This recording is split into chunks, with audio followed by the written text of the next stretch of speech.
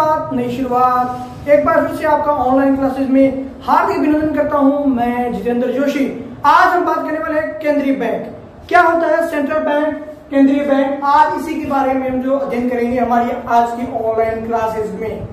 आप वीडियो को अंत तक देखा करें, लाइक और शेयर किया करें। चैनल अगर अभी तक आपने सब्सक्राइब नहीं किया है तो चैनल भी सब्सक्राइब कर लें और बेल आइकॉन को प्रेस करना न भूलें। आज हम केंद्रीय बैंक के बारे में बात करेंगे कि केंद्रीय बैंक क्या होता है और ये केंद्रीय बैंक किस तरह से कार्य करते हैं। तो जो सेंट्रल बैंक होता है ये किसी भी देश की जो बैंकिंग और मौद्रिक क्षेत्र को नियंत्रित और नियमित करने का कार्य करता है। तो देश की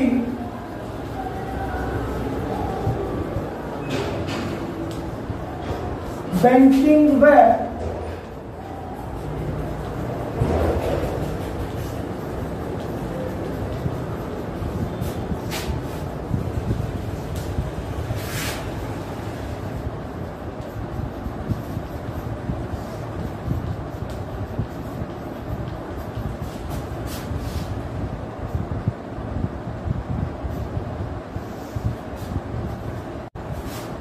देश की बैंकिंग व मौद्रिक प्रणाली को नियमित व नियंत्रित करने का कार्य कौन करता है? सेंट्रल बैंक करता है। इसके अलावा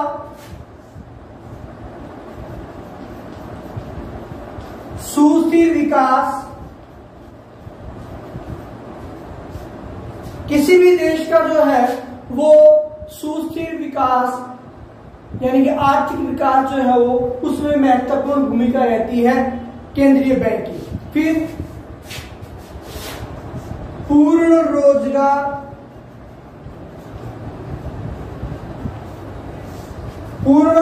की स्थिति प्रदान करने में सेंट्रल बैंक की महत्वपूर्ण भूमिका रहती है। फिर मूल्य स्थिरता भी आपके प्रदान करने में महत्वपूर्ण भूमिका कौन निभाता है? सेंट्रल बैंक निभाता है। फिर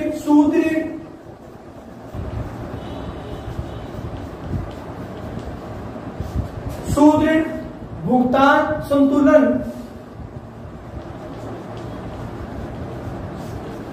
को स्थिर करने में भी महत्वपूर्ण भूमिका निभाता है सेंट्रल बैंक। यानी कि देश की बैंकिंग व मौद्रिक प्रणाली को नियमित व नियंत्रित करने का कार्य कौन करने वाला है? सेंट्रल बैंक करने वाला है। फिर देश के सुस्थिर आर्थिक विकास, पूर्ण रोजगार, मूल्य स्थिरता और सुदृढ़ भुगतान संतुलन को स्थिर करने का कार्य या उसके लिए उत्तरदायी किसे माना जाता है? किसी भी देश के सेंट्रल बैंक को जो है उसके लिए महत्वपूर्ण माना जाता है। सभी वित्तीय संस्थाओं व बैंकों को निर्देश भी जारी करता है। सभी बैंकों व वित्तीय संस्थाओं को निर्देश भी जारी करने का काम कौन करने वाला है? सेंट्रल बैंक करने वाला है। तो ये है व्यापारिक बैंकों पर नियंत्रित करने वाला, देश की वित्तीय संस्थाओं पर नियंत्रण करने वाला और इसके अलावा राष्ट्र की विभिन्न आर्थिक पॉलिसीज को निर्धारण करने में अहम भूमिका किसके द्वारा निभाई जाती है? सेंट्रल बैंक यानी कि केंद्रीय बैंक के द्वारा निभाई जाती है। आपने स्क्रीनशॉट ले लिया होगा। अब हम जो बात करते हैं कि किस देश में कौन सा केंद्रीय बैंक है, तो अमेरिका का जो केंद्रीय बैंक है, सेंट्रल बैंक है, उसे फेडरल रिजर्व बैंक के नाम से जाना जाता है। तो अमेरिका का सेंट्रल बैंक क्या है? Federal reserve bank. इंग्लैंड का सेंट्रल बैंक है उसे कहा जाता है बैंक ऑफ इंग्लैंड। क्या कहा जाता है? बैंक ऑफ इंग्लैंड कहा जाता है। और भारत के केंद्रीय बैंक को कहा जाता है भारतीय रिजर्व बैंक। भारतीय रिजर्व बैंक यानी reserve bank of India, RBI के नाम से इसे जाना जाता है। तो ये जो हम 3 देशों के केंद्रीय बैंक, ये तीनों ही बैंक के नाम आमतौर पर कंपटीशन लेवल पर एग्जाम में पूछ लिए जाते हैं कि अमेरिका के केंद्रीय बैंक को किस नाम से जाना जाता है या इंग्लैंड के केंद्रीय बैंक को किस नाम से जाना जाता है। अब हम करते हैं परिभाषाएं। ACL डे के अनुसार ACL डे क्या परिभाषा देते हैं केंद्रीय बैंक की? वे कहते हैं कि केंद्रीय बैंक वह बैंक है जो, केंद्रीय बैंक वह बैंक है जो मौद्रिक व बैंकिंग प्रणाली को, मौद्रिक व बैंकिंग प्रणाली को नियंत्रित व स्थिर करने में सहायक होता है। किस किस को? मौद्रिक और बैंकिंग प्रणाली को क्या करेगा? नियंत्रित और स्थिर करने में जो महत्वपूर्ण भूमिका निभाएगा, जो सहायक होता है, वो कौन होता है? केंद्रीय बैंक होता है। वहीं सैमुअल्सन यहाँ क्या परिभाषा देते हैं? वे लिखते हैं कि एक केंद्रीय बैंक बैंकों का बैंक है जिसकी जिम्मेदारी मौद्रिक आधार को नियंत्रित करने की होती है और उच्च शक्तिशाली मुद्रा को नियंत्रित करता है, और उच्च शक्तिशाली मुद्रा को नियंत्रित करता है। जिसे उच्च शक्तिशाली मुद्रा नहीं पता है वो मेरे पीछे की वीडियो में जाके देख सकता है, वहां जब उच्च शक्तिशाली मुद्रा के बारे में मैं बता चुका हूं।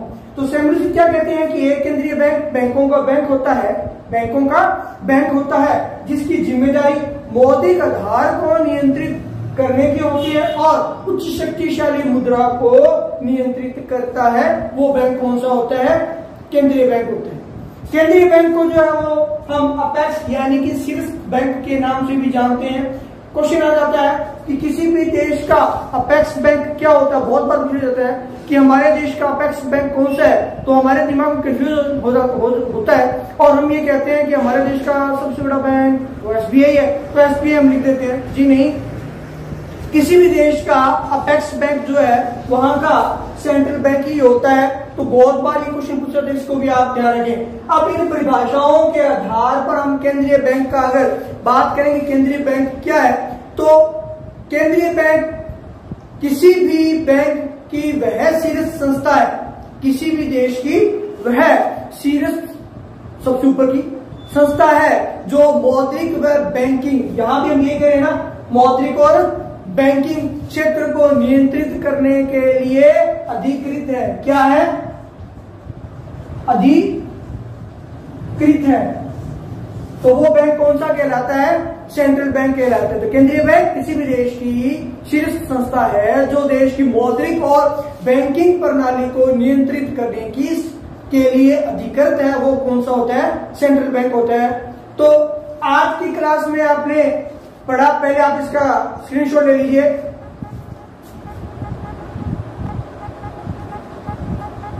स्क्रीनशॉट आपने ले लिया होगा।